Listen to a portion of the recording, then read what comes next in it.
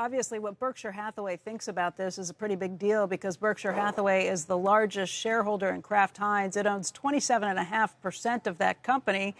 Well, if you're wondering what Buffett and Berkshire are thinking about this, here's the answer in one word: disappointed.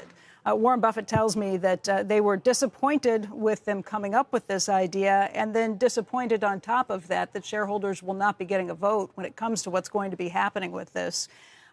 He says that they will proceed to do from this point whatever they think is in the best interest for Berkshire on this. He said, if we are approached about selling our shares, we wouldn't accept a block bid unless the same offer is made to other shareholders. In other words, they're not going to sell a block bid in a deal price that they can get that the rest of the shareholders won't. If they haven't decided what they're going to be doing, but if there's a buyer who comes forward, it would have to be someone who was buying the entire company. Now, he did tell me, but Warren Buffett told me that Kraft Heinz spoke with Greg Abel about a week ago and said they'd been working on this a long time. Greg Abel told them that he'd be disappointed if they went ahead with this. And sure enough, a few days ago, word came back that they were going to go ahead with it anyway.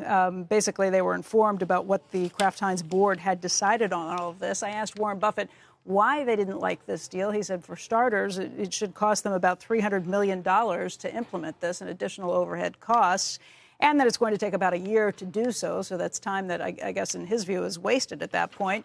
His words exactly to me were, it certainly didn't turn out to be a brilliant idea to put them together, but I don't think taking it apart will fix it.